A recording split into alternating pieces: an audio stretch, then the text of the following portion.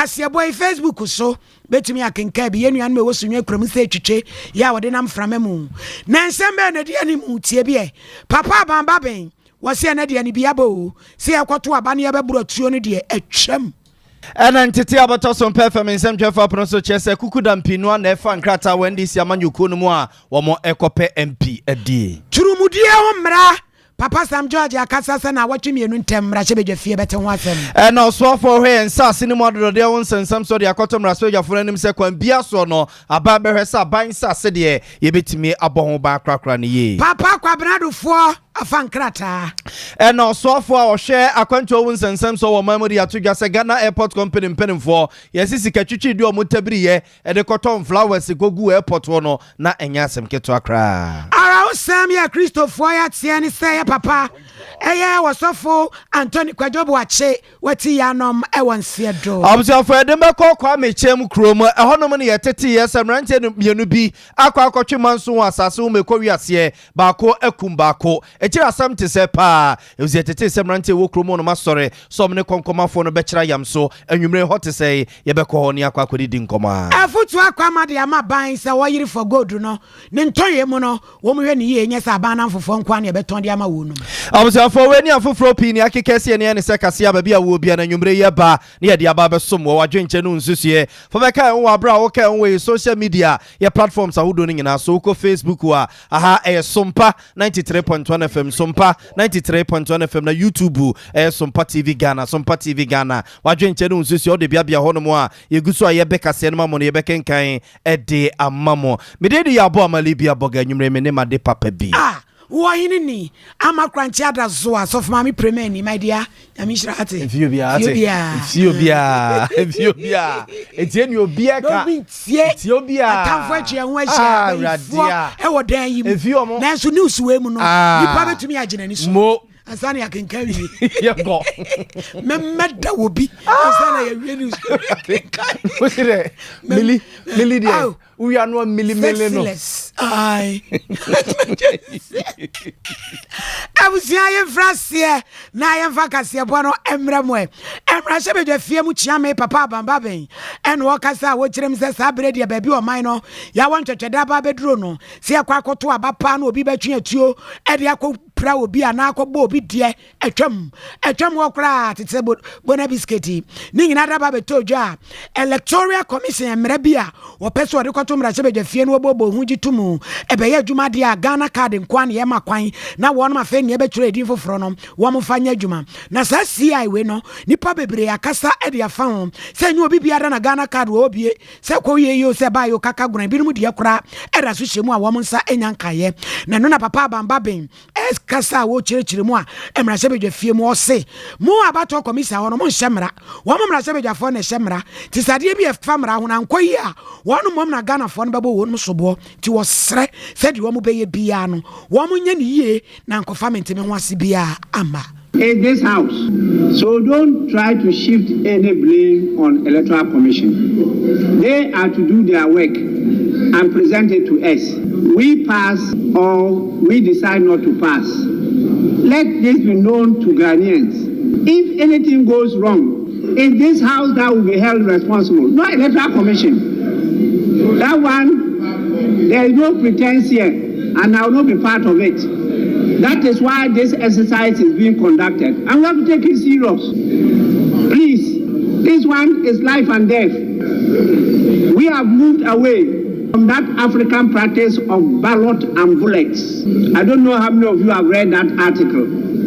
Ballots and bullets. That is election in Africa. We have moved away from that in Ghana.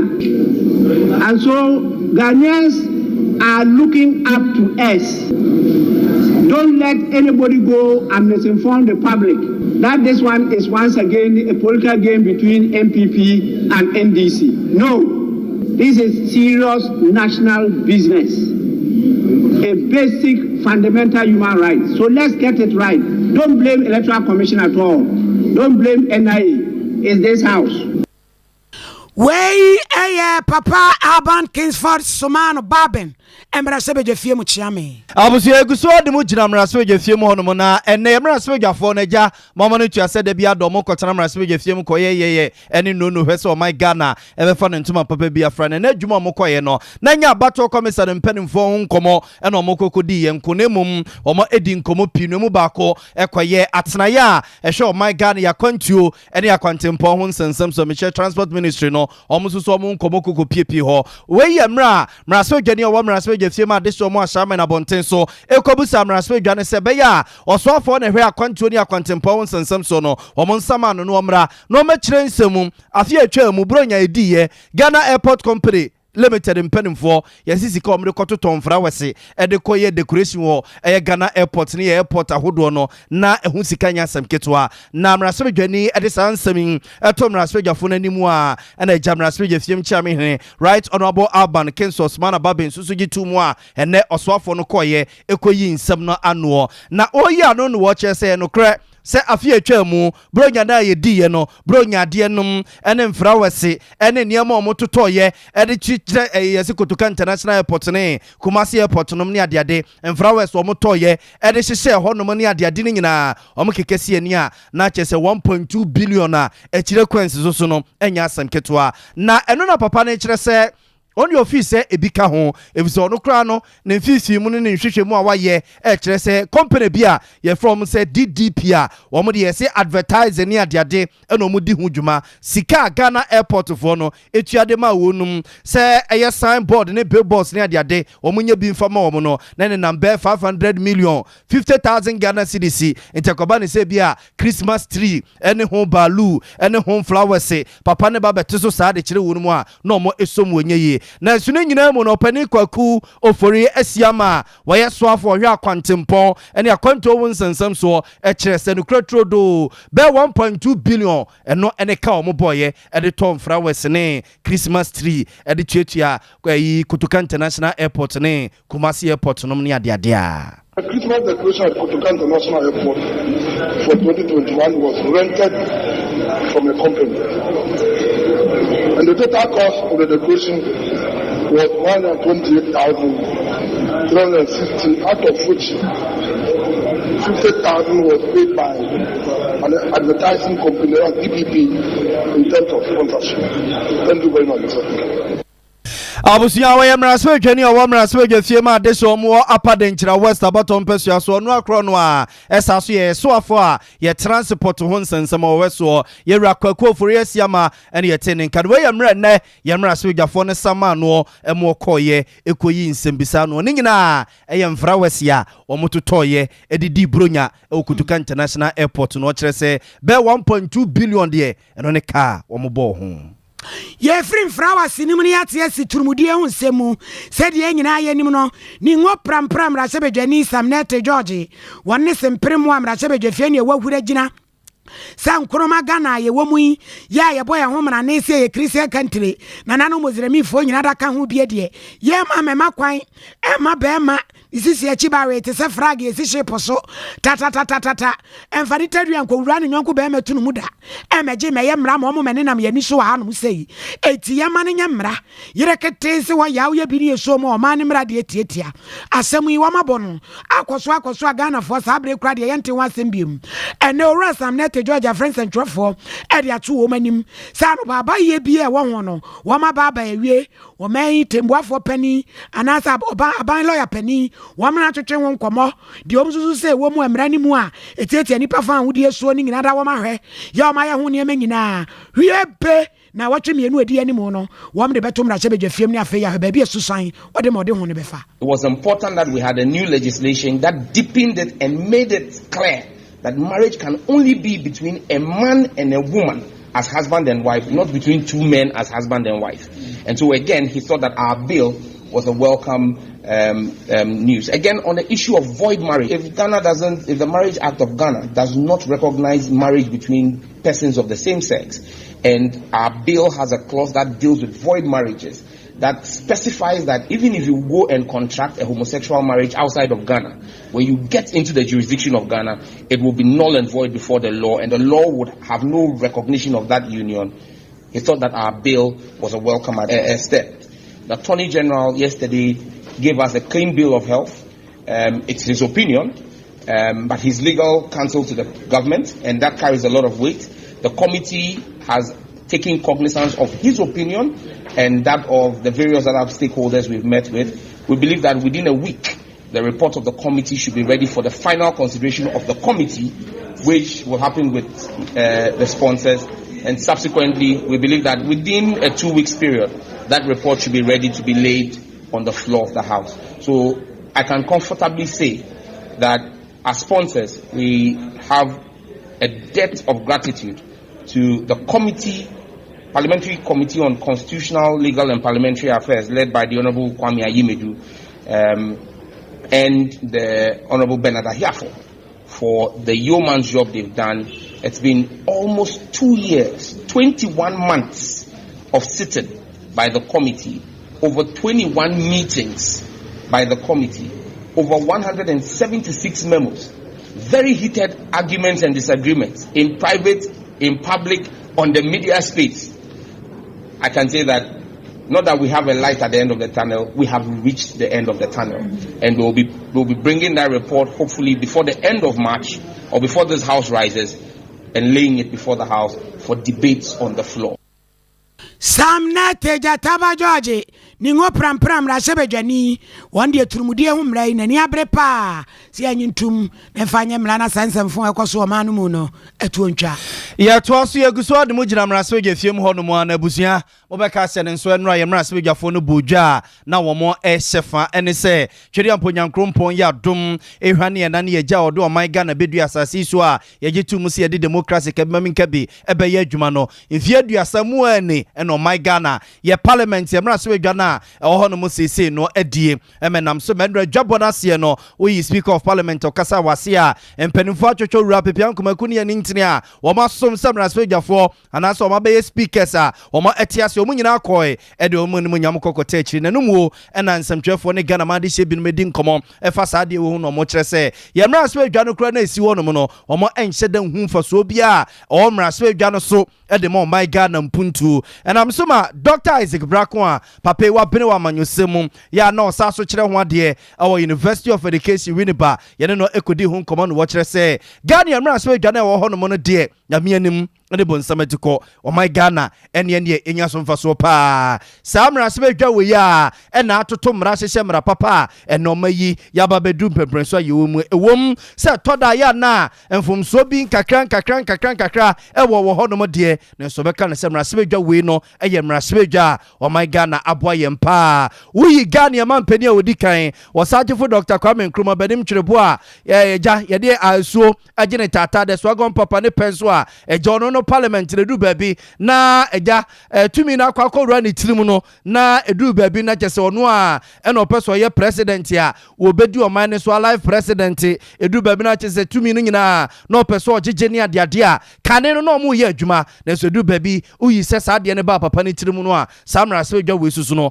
aboa pa Dr. Isaac Brako nkoma wonde ye boy ye kakrani Fourth Republic ina wanya emfie eduasa na yentumi nka se enye eso manfaso kura emayen edikan PNDC baaye no obedi emfie duni akire yi omo hyehye mra no mo fe no laws de na nye mra Ghana fo asia na mofu akogye atomo se eye mra papa omo kogye bosia de na nye obia atai emo machitaye PNDC no mo ye nipa be ye du yewura Rollins ana na edo ma no chairman Rollins ana foforo bi eni omo chese omo hyehye mra ma ye PNDC law ansumasi wo benten koto nanso na nye yesi ana emofo na ewo ho ahyehye sa amra na mayen we de yenya na ahyehye ye mra ana yesi ana emofo na akogye mra na atum se ye mra papa na o magye atom de yesi ni padodo se eya na ye ewo mu se bi wa ni padodo so betumi anya no wrong o ma support aban chese o ma pass emra bebre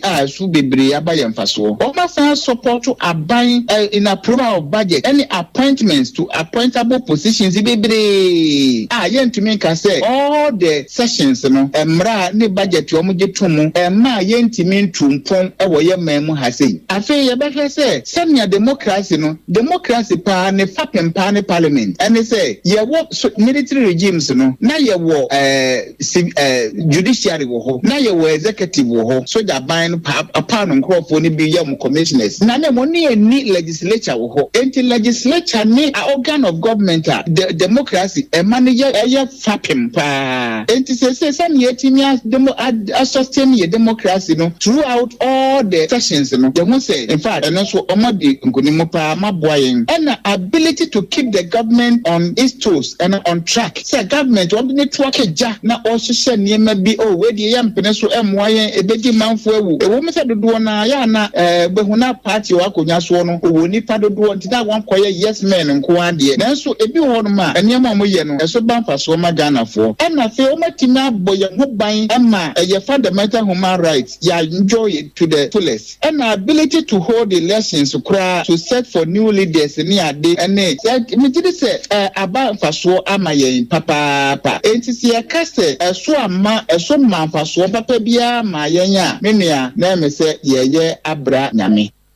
Abusuani de Dr. Isaac Brakona Oyobia political science or chere ho ade University of Education Winneba wasaso abomukwi pa Ani disi amanyokuo bie wonum pumu ato emewura nom egusuada efankrata papa kwabrandofo abribi atwam no efotosanso afo wo mayim wono so afakrata se delegate beje ne watum de obedi amanyokuo nanim na wahim franka 2024 abaye beto no enye dom wankasa pepia nkoma ne di akire trontaabo so na santimantem woman organizer Mami Gloria Hozi wono di dom animu enkran atran kase ekokofa enkrata yi na bra na mami wone essential twetwen komo no se 2024 aba ye ba beto no ani disi wo mu hia kokodrufo ya obetumi edi wono anim no wa hwemutumi ndi afrem PP for nsem na atumi aboa ama ema ye ho atoyen enra mampani da ye Rajon Dramani ma fankrata papa Kojobo nso afa kwa kukura bia nso afa ya ene papa kwa brand fo nso afa Mami Gloria Hozi se bra odu party atran kase no won ma ye yi wom so amtoto niema se election committee no kwa omde ne fa so no yadea na efepa Ashanti Regional Women's Wing and you decide this year you better form some your papa Dr. Kwabrandofo and I buy and so what the am I we dear dance you say NDC party I said Democratic Party ampa yadamase and ye what the am I you be my papa Dr. Kwabrandofo saka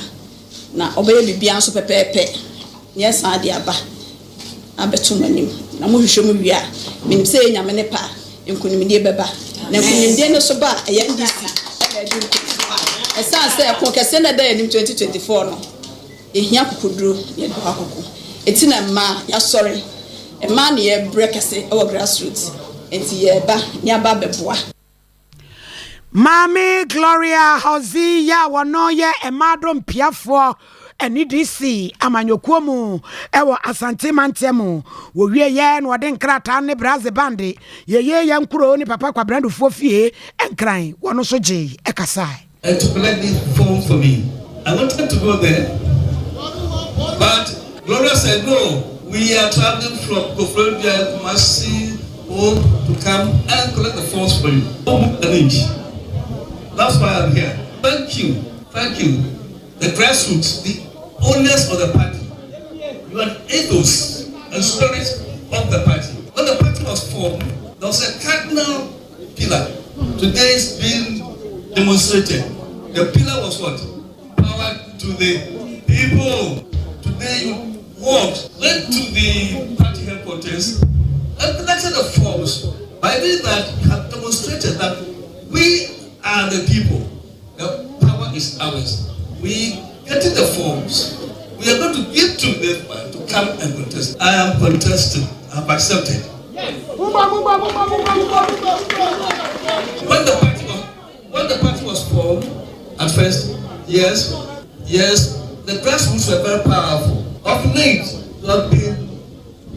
relegated to the background, as if you don't matter, but you matter. The power is yours. And it was the reason why I sent Ahonto down there. That with Ahonto, we'll be able to empower the grassroots. You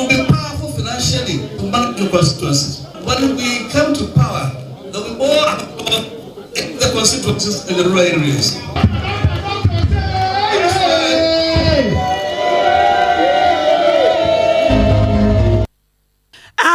Papa Kwabradu Fofio, Wabra fan krata, ya mami Gloria Hazidi animu, wasi women's wing, ya was antimantemina, na se o mabwabu esikano, akoto form so, dia koma Papa Kwabradu Fosa wamre, na delegate nyini tu medi NDC, amanyukunu enimu. Abusian fenu abeka enwa ye ka o se Sompa 93.1 FM ye nwumre no nsia kase ana nsam no bia wo bia na egusu a ye de ema style bia no wadwenkyere ena nsusie fabra egusu a ye beka se ne beka nka de ama o kan wo social media platforms audio no nyina so Facebook Sompa 93.1 FM, Facebook Sompa 93.1 FM, na YouTube Sompa TV Ghana, Sompa TV Ghana. Wadwenkyere no nsusie o de bia o no ma egusu a ye beka se ne mamu no ye beka nkan de amamom otie ka osunyane ne mpotemu aha Sompa 98.9 FM Sompa 98.9 FM ena Asante ene ne mpotemu susu no Sompa 93.1 FM adama enwumre ye kase no ye sentino bebia ye nto aso ne mfa mo free ndisi amanjuko na tena ye ne mfa kase no enko osoafo a wona hwe mayi ye nsase eni madodode ho nsensem Honorable Samuel Abdullahi Jinapo na tena ye ne waka kire Ghana mraspe dwafo no se kwan bia ba befa so ama ban sase yetimi abo ho ban yakra ne ye ne yakuta ne ye no womo ebeye womo ade hyehyɛ akwakoto cabinet yanimu a womo egusu aye ntotoye ehwe ne mo se emra bia safata so mutintimo emebo Ghana ene aban sase ho ban no wono eye no akire womo ne Ghana positive voice so aka bomu a womo mafa ntrekese ene frakadam kwa bi so agyeji aban sase akenten so asisi ada kase asiso no womo betutu anamo se dwi no so mu dwirigu a wombe dwiragu ne so mo je no ombeje na ban asanya ne nsase bio Honorable Abu Jinapo. The Ministry of Land and Natural Resources, in collaboration with the Lands Commission, the constitutional body responsible for the management of public lands, is taking every step necessary to move away from this situation. Currently, the Lands Commission is undertaking an inventory of public lands, including those that have been encroached upon, to ensure maximum protection of these lands. Mr. Speaker, Section 236 of the Land Act 2020, Act 1036, enjoins the Lands Commission or any agency for whose benefit land has been acquired to take the necessary steps to recover the land from encroachment. This includes using reasonable force to eject encroachers from the land and demolish any structure on the land. In accordance with this statutory provision, Mr. Speaker, the Lands Commission, in collaboration with the Ghana Police Service, has undertaken a number of operations to recover encroached public lands. The Commission is also working with the Ghana Police Service to provide protection for all public lands and prevent them from further encroachment. Through this collaboration, adequate logistics are being provided to the Ghana Police Service to undertake regular patrols and improve visibility on public lands to deter encroachers. Additionally, Mr. Speaker, the Ministry of Lands and Natural Resources has constituted a public land protection team chaired by the Deputy Minister for Lands and Natural Resources, Honorable Benito Usubio, to support the efforts of the Lands Commission and the Ghana Police Service in the protection of public lands. We are also engaging ministries, departments and agencies, as well as metropolitan, municipal and district assemblies, to take steps to protect land acquired for their use or which fall within the jurisdiction of the assemblies. Mr. Speaker, it is important to underscore that since the coming into force of Act 1036, encroachment of public land is a criminal offence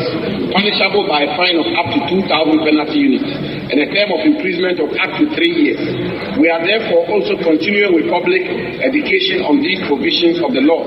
as a way of preventing encroachment. Abusuya waya mraswe dwani o mraswe dwe fie ma de so mo da mango abaton pesu so no akro na asaso ye soafo a o mayi nsase ene madodode nyina wo hweso Honorable Samuel Abdullahi Jinapo ena yete nenken kofa bai wada sorry a friend Resurrection Power New Generation Reverend Dr. Anthony Kwajobu Ache sabre yanti asempa panipai wajemu yaya enano ebrada February busumi ne de toso aduonu ba ko okolebu abaya sabia na afie twemu 2021 kora emfie mienu edi etwamu no October busumi no mu wo bra na papa no wakona so dem akotutu abayie akoye adwuma wo kofi akoda o ena obi nim ba bi asroku yade afire babebo no se pew na wo makoyade ako ya sa abre kura no ne ho ato no kakra na no ene bro nya busumi ya ibowura mu na anu ye busumi ana edi ka fufuro num ono akora ko na sori ko ya sori ma sori mai boje su di awrusie di na yesi January numu no eno wose ne na benkum no eye ne ya eti sade na pom de ne tie no no mu hunu suye eti ne man na sori mpanifo nyina da ye ntotoye senka je ne kokoko kroma akwaje na ya ahama no a fofi anto ato no adwana ba mo na no brada papa yi wawie na dwuma a wati ne bofo no ne bra ne ya wei sade na sori dan kase wo eye kaso amanfrom wo ye ne da no asori man ko pie ho no na chese akoya wre hosem e di ama so man. As you are all aware, our father, Reverend Dr. Anti-LGBTQ has not been well for quite a while. And he's been to the hospital, and then he's been at home trying to recuperate. And things were gradually improving. Now, just about 2.5 weeks ago, there was a relapse. He was sent to the hospital, and after some checks, he was brought back. But they realized that he needed further medical checkup. So there was plans to try and move him outside abroad to see if we could help improve his medical status. But unfortunately, just yesterday morning, 2 a.m., the Lord has called our father and our founder. So that is the sad news here today. As you can see, today is Thursday fellowship. As we always, members are coming to church. And you can see the sorrow around. We are devastated. We are all devastated. And we can only send our condolences to the Maybury family, to the children, and then in fact to the entire resurrection congregation. It is a very sad moment for us, but we are. Way a resurrection power new generation. One matter I can see a walk, Kasua man from, and they are what then can you some get to a lion or mini lion or say lion ye su papa wache onyame nam ne nsaso ya nwode ne ani ne makase akase bebre e wo man no emu ti ye ne aje awrade die ni die nim se papa yi wada na bre die akire no of penny to bem to be bom ye nyina ba ko hia Kristo e wo mununkum no emu yanto so na yemfamo enko NDC amanyoku no mo ebio monum samsa NDC amanyoku no ebie mato no se ra no mo a wo mo epe MP die NDC amanyoku no dim no wo mo kompesio ahodo so no mo enko fankrata na ne wo mo edoso wa na efini keka wa bia ne ho na atuan ne ene yesi ayene foto so aba na di nkunimu a na je se wo agina e de ama NDC amanyoku no wo mpesio ahodo so wo yempesio ade de ne to nchane a president de ne so koso wonkrapompene mantem a enra mampeni da John Dramani mama kofa nkrata ko bonsu kofa bie ye ne Dr. Kwabnadofo esoso akwakofa ne die na ede de mpesio no so na nyasem ketwa esewani nsese ye ka kire wo na ekuku dambia wo ma ayi wo muti ewo NDC amanyokonum epe MP die ewo NDC amanyokonu dimu no ohu bedwuru Dr. Kwabnadofo ye ka ne ho asem se ne oko NDC party office akofa nkrata se ope president die ewo NDC amanyokonu dimu no Ghana man ono akasa sabe mpreduasa na sinemu ba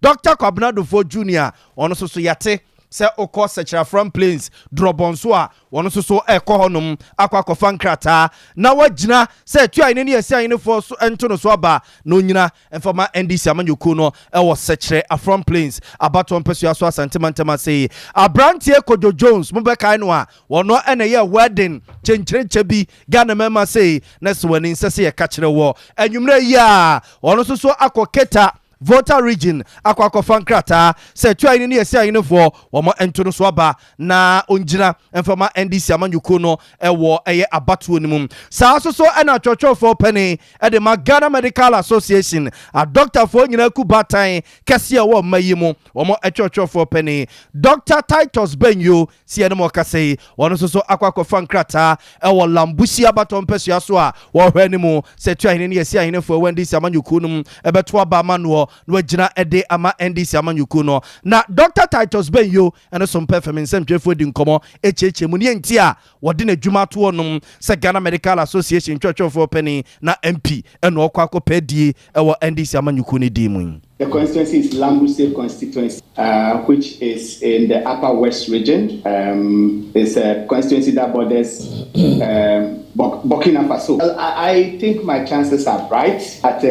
learning from the cue Sir John gave us, which is fear delegates. I can only leave it to the final day to decide. But I have taken this decision because I have been working with the people for a long time. That is the constituency of my birth. I grew up in that constituency. I've been working there, but it's a very, very, very deprived constituency. The district is lagging behind in terms of education, in terms of roads, in terms of several infrastructure things. And when we look at it, we have leadership as a major problem. It is the opinion of the chiefs and people that they have not had leaders who have done proper advocacy for them. And so they needed someone who can do a lot of advocacy on their behalf, someone with a proven track record of leadership that they can trust. And so the calls kept coming. I was also at some point looking at my professional career, my academic career. Several times I declined the call, but at this point in time, I think I have to answer the call because the last election taught us a few lessons. The NDC won the presidential elections in that area with over 70% of the votes, but we lost the seat. And that will tell you that everything is not right. And there is therefore the need for men of substance to rise up and be counted in this battle to wrestle power from the NPP in that constituency and give up the best that the people deserve. And therefore, I've decided to sacrifice what will be my personal comfort, a clean, supposedly clean professional life where no one cares about what is happening to you. To come into frontline politics where now you become a public servant and anybody can say anything. But then it is for the good of the people. So we are ready to take that sacrifice. I mentioned education. In the entire Upper West region, we have 11 districts. My district scored 6% in BEC, meaning for every 100 students that went in to write the exam, 94 failed. 94 couldn't make it. So if you are writing an exam and only 6% can pass sufficiently to continue, I asked myself, if I were growing up in that district today, will I be a medical doctor? I give you another example. I visited a community called Tayaguri. It's one of our communities in the district. This community is very distant from other adjoining communities. When I visited there and I was talking to them, the women told me that, Doc, can you imagine if you're in labor and there is no tricycle to carry us to the next facility, which is farther away, then where to deliver is a problem. And sometimes when you sit in Accra, you don't appreciate the magnitude of the problem. These people want just a CHIPS compound to be able to assess health, and they cannot get. And that gives me part of the answer why NDC. Because NDC, for me, is the only party that has demonstrated that they can bring about equitable distribution of the national resources to bring access to health to everybody. It is NDC that sacrificed their money of government appointees and build up CHIPS compound. When this was happening, people were playing propaganda with it. But in this village of Tayaguri, if they got one CHIPS compound there, they'll be forever grateful. Abusuani din ede Dr. Titus Benyo Ghana Medical Association Ghana doctor fo nyina kubatan no wono enana ye twetwefo penny eda wo ma no ene wo de se adwuma na to no mo a wakofra nkrata e wo lambusi abato mpesua so esre NDC delegates so monto abama no na onyina semra sebedwani empri yeyo enfama wo mo e wo lambusi enene mpotamu eja we yo no eto nchene ase na ye bobodi no Dr. Kwabnadofo ne ba Kwabnadofo Junior wono so eko Sechere Afram Plains e wa Ashanti region na ono so akwakofa nkrata yankase papa esiedu nketia ne ba Charles esiedu so eko Tano South akwakofa nkrata ena brantie Kojo Jones emunim no a abrantie we na ye wedding kakraka ne papa ene eye papa wanya ne ba bi ko papa David Lamte Sedaku ne papa ene sa papa no ono so afankrata e wo Keta kita ene ohwe ni mu se tuahene ene yesi ahene fo beto aba ediama no na opani ba ko no so afa nkrata ewo sege abato mpesua so esre delegates so momfa tumi ma no eye yem papa Richard Kumado oyobi a wabene ewo bambo mu pa emambe kaye fidie so yeta ene ne din komo efa bambo mu asem yene ne nkodi nkomo ne nkobisa se adai ene otu sa na mo we. Richard, good evening. Evening. Megiri sempom ye. Mpachai. Na uye NDC ni ache. Oh, me ye Ghana nin ena me support national interest. Oh, okay. Ejuma me di from many years now, over 26 years in the public space. I have demonstrated say me ye Ghana nin ena me ye African. And national development is my number one agenda. And as to whether we are NDC, we are MPP, me feel say partisanship now. I say Ghana and I say many parts of Africa. No, and mostly, share be free any ajuma to me yet. Now there's something we are preaching. I call it how democracy and as a politics as a strategic tool for development. A time is coming in Africa and in many parts of the world where they'll vote for you based on who you are and not the political party you belong to. Okay. Na adentina sege ufri ho. What's na ho? Me free sege. Me free krobisa ye free ho goy. Goy coastal belt in the Sege constituency, Adan West District. And to me I say after the 2020 elections, me were 24th December, 9:35 in the evening, and I'm in your call. And you see, I should come to my hometown the following week. And to me call here now, I think the families met, the communities met, and they say, we want you to lead the battalions to Parliament for us. And I'm saying, no,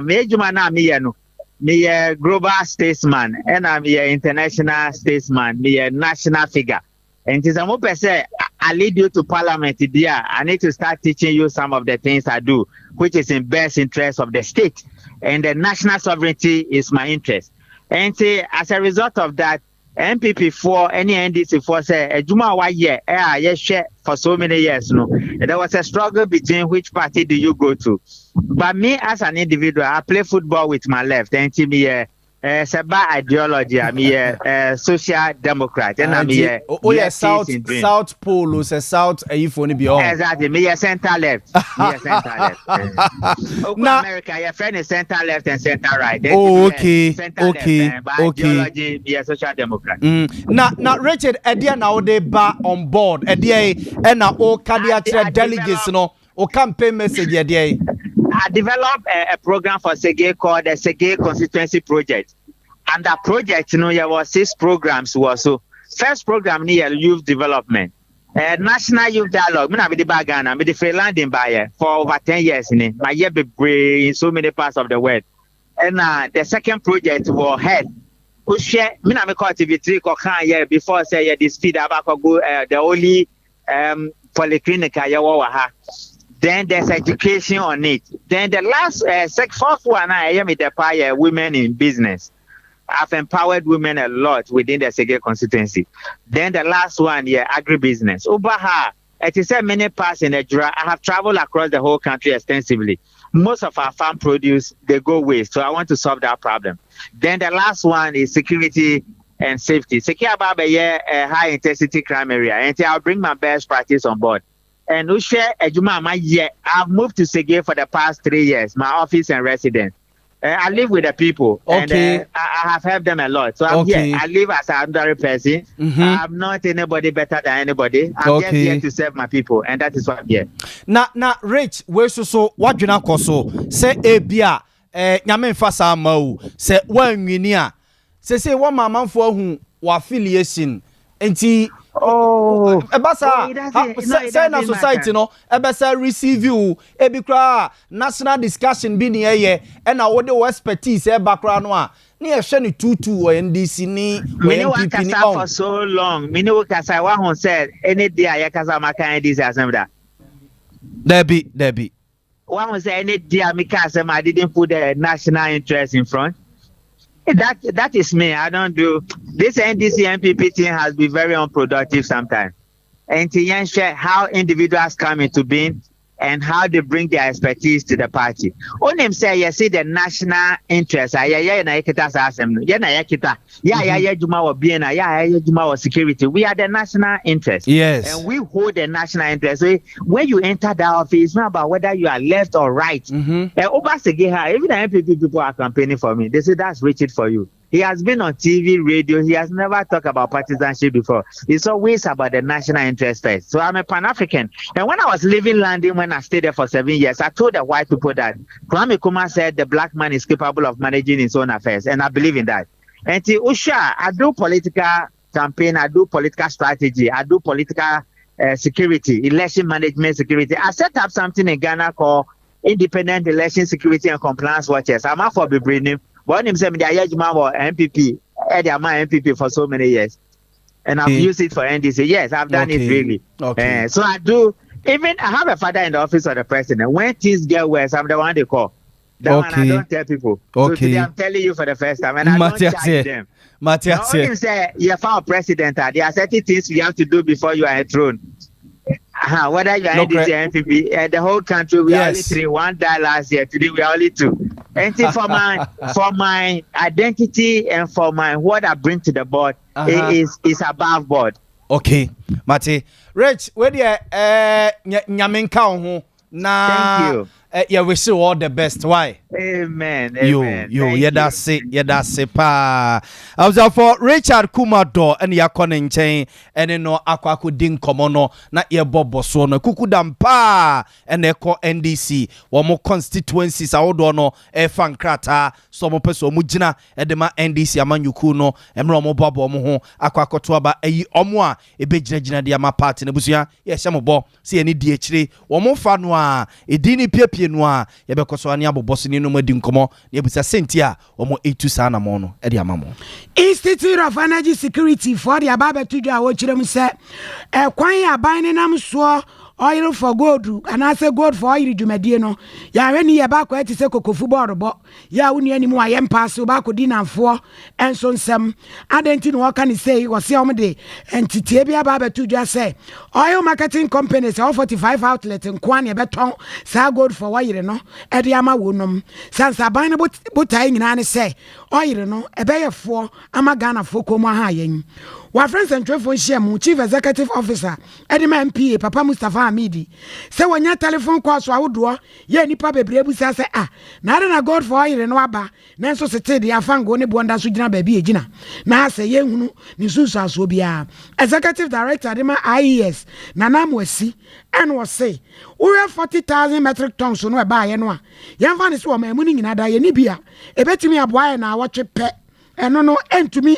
my firi bibiada ti saban na ni abre pa se wo mo be ye de a se wo tretre ne kwata ba mu na oil companies awudi nyina oil marketing companies awudo ankitwa nyina da no yetumi ma umbi no wo ton Sompa yani owura Adam Yakubu enso kasa ya wono tudi akotin wo Institute of Energy Security obi ya wono so ekasem kro yada se braso se ban no bewe kwan ya yefa so ayeche efam ho no ni titiriu na aboa ama Ghana fo enyamu emfaso. CEO for the MPA, Dr. Mustafa Abdul Hamid, or your press conference, no big bisano,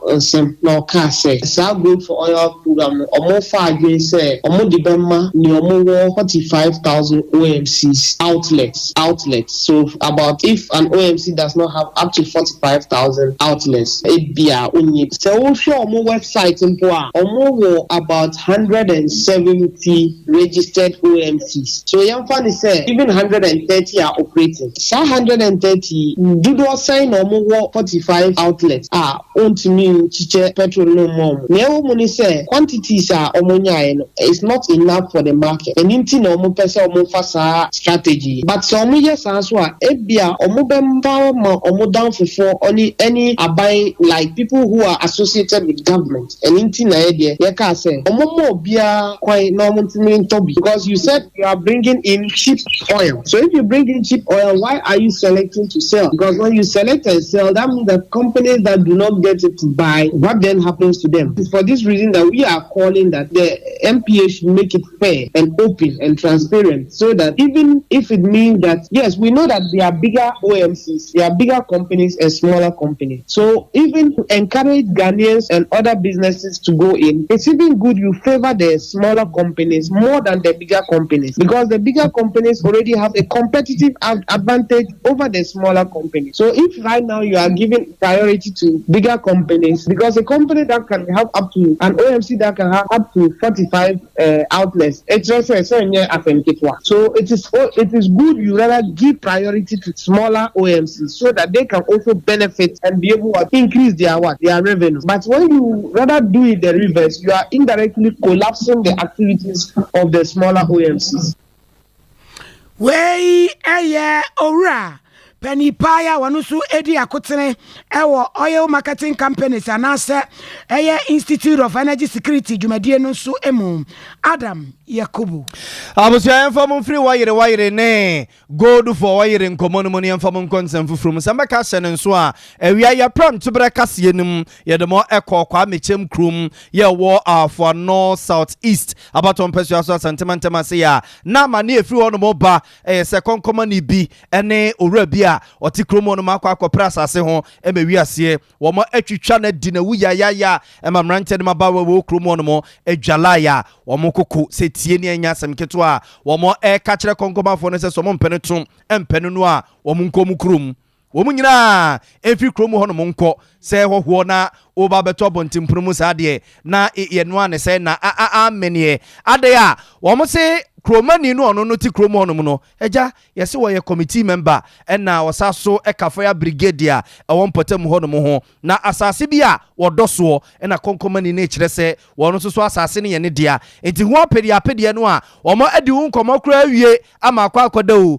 wo kwa afuo maba na ke so muti na afuo mu ho no mo a ene head ya hemre wo mu twitwa ne se ne ntwinam eku ne yayaya ewo ho no mo enam so ma ene Brativi no so na behwa de krom ho no mo emumre wane nkokora nyina atiesi montene so a wo mo chese wenye ne edikan konkomafo no mo ne nam krom ho no mo a wo manim din asa akwara foforo yegu no fufuo so ase kasa kro obunim eka ni chese kasa kra no eso bone e wo mu tirim no enya asem keto wo eye krom ho no mo na enam so mo hina wo krom ho no mo na kwa minimo asemi eba ne sia na dehye no chese wamo kukutua so na wamo pam konkomafo na firi kromo no no Japani bem ema odensem sei eto nsem twefo anim ehu se konkomafo bi akodo ba bi a enka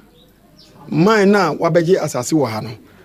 enti volunteers no ye bombebo amane no ye momoko ekohwe enokora bombebo amane saa nipa ya oma kunu a oma agene nkwa fi ne nsem no wo volunteer ne bia na wonso eka ho a won ne bohye nti yenim se nura no a wo mu hu saa nipa no wo ho wo mu nim se obaba de asem na beto yenim ama ebia yade asase na fi wo mu nsem a enam so nti ama wo magene nkwa afi ne nsem no de yenim no ti se de adure no ayabo aban amane police station commander Mankranso regional wo mu nyina so ate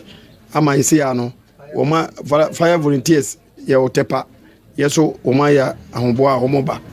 kese ye de emrante wo kroma nyina obia ni wa opese wode basa ibi abehye de semu enti ye adwense ye twan ama ye nia no ye de ne body na bre na ya hwe ene mpanyifo akọ ne yakokura ye kokura wi a ye ne oma ne nyina ne emrante nyina behye ye be frɛ commander ni afre pokukurum police inspector ni nehia na adwin bi e befa bia no wo so ensa aswate na fe ye hu de beba so abusuanti we yo hino wo kromo no mo na kwa minimo ne yete ne nka no a na ocheche nsem mo de kire Sompa FM nsem twefo wabra ye kosra no e wo kromo no mo na emranta de maba wa no bi no mo a na omsoso mo kukutua so na omo bufu afuo omoni Ebenezer din komo na ni omo kan ye ni abre nti wi no manya asem papa bia nka esu nim kwan ye be fa so ye so ye be ti ani abre pa edimu wa kwa me na mo ye pese ye hu de aban ni police for nem pen for no mo be kan fa ho o manya asem papa bia nka fa ho a ani enim de be ya fa ho nti so munya asem papa bia ka fa ho de a ye ni asem ka Metutema mekanje ente eblano yobia yene na ne som o islamni dum ye islamni yente no ho asemboni biada kukuma no ko school ewie ene yene no ana wa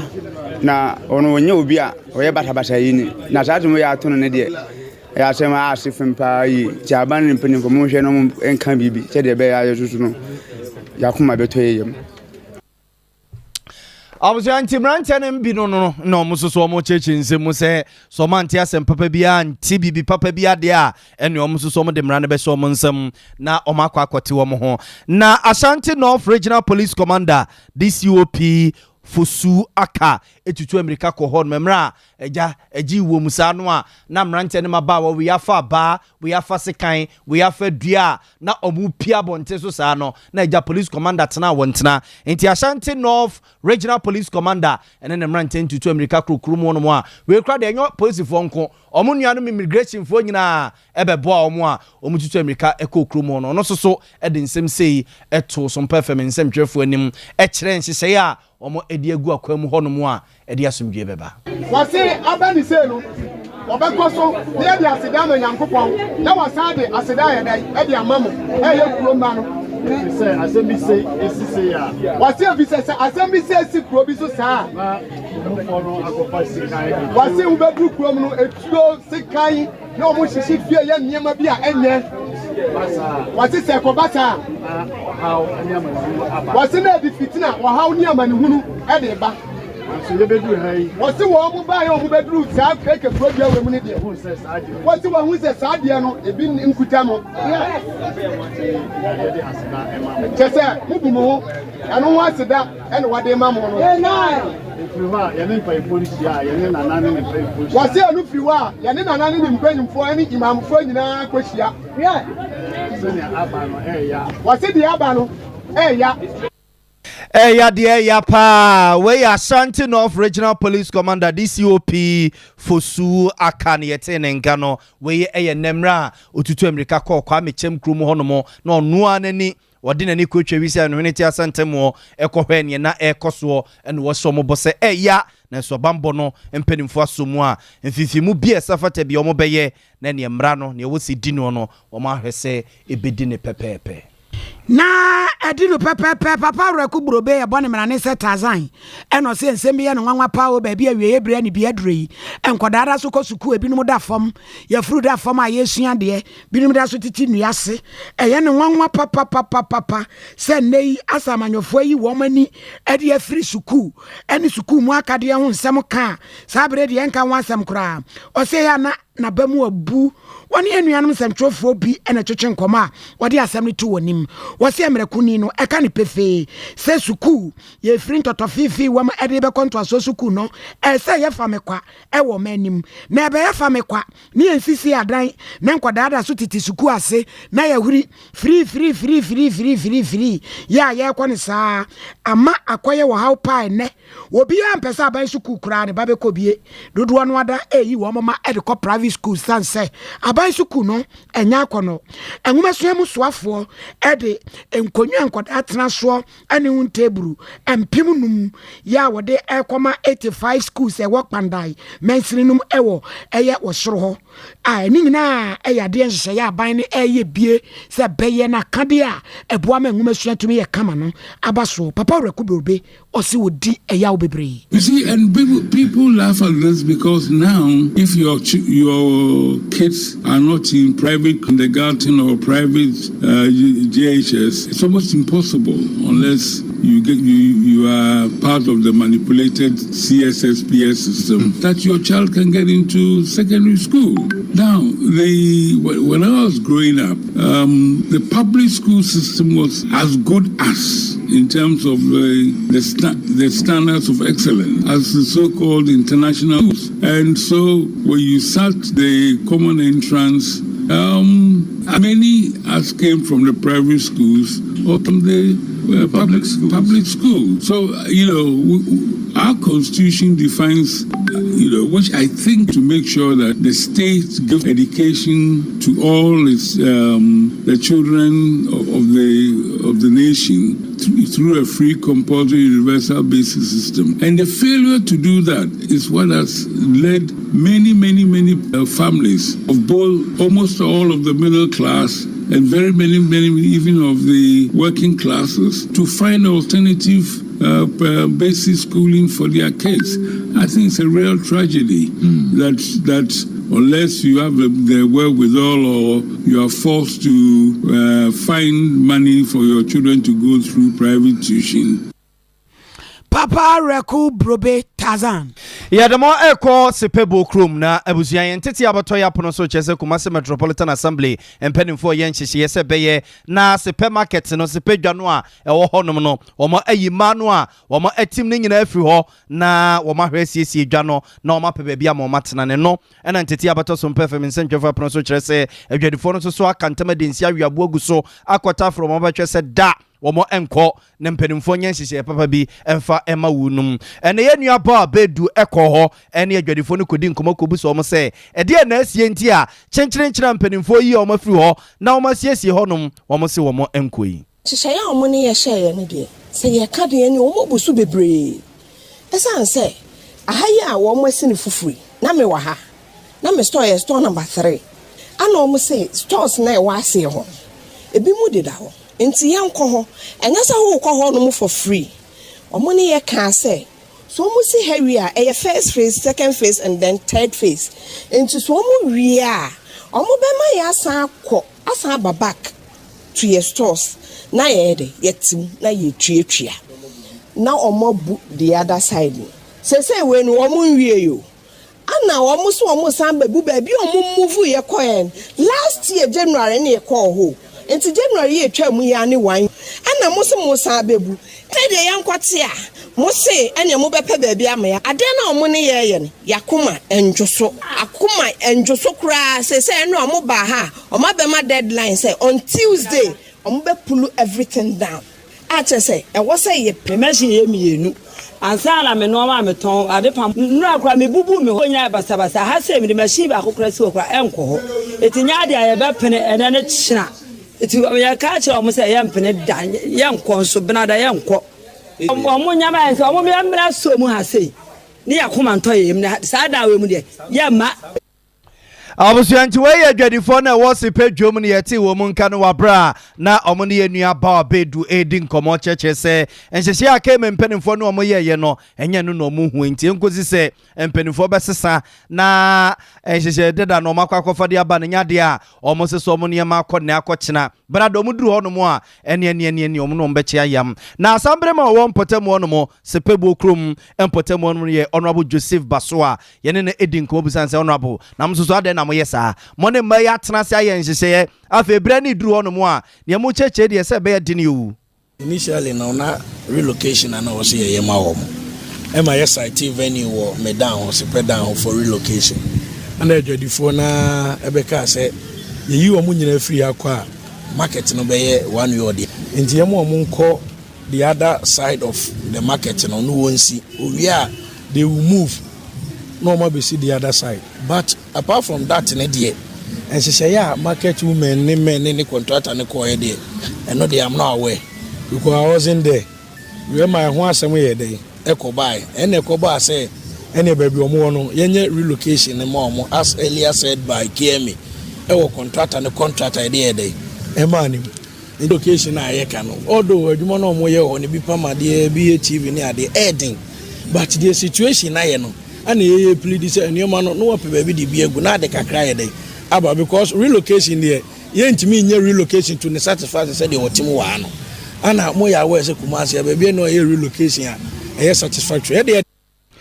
Abusuanti we asambre my owo sepebuo krom honorable Joseph Basoa ene ye ko ne nchen kokobusa no momo ne tu asem se asem de ba ukakobonkum no akako nifa kakra nti we no ene ma ye ko ne nchen no soso chechire mu no na abusuan we no ye de besi mfansi na ye tutu akwakotwe tutu kokyere ye besa akoso akwakodi hu nkomo enne yawo echinifie na de chie memene de kwa akosi ne juada nru brada ne de na yedidi nkomo na amantiase aye adwuma ti we eye ne ekoso e wo sepe bokrum na operativo bitters ne kan for de ama wo se pebi na nonom na bebo pa bia ntiri no mo ama moja na dia fusani ya ama wo ama da bia na ye fit o ye strong na akoba operativo bitters no we alcohol bia nim na itili abonten so ne ye no e ya nkase aduaba ya ene ya ama no mo ediye aha operativo no na FA Masters Limited for ene dia badwa so omnom won kran na pedudu atu atone a na abakuma se so ame Sompa FM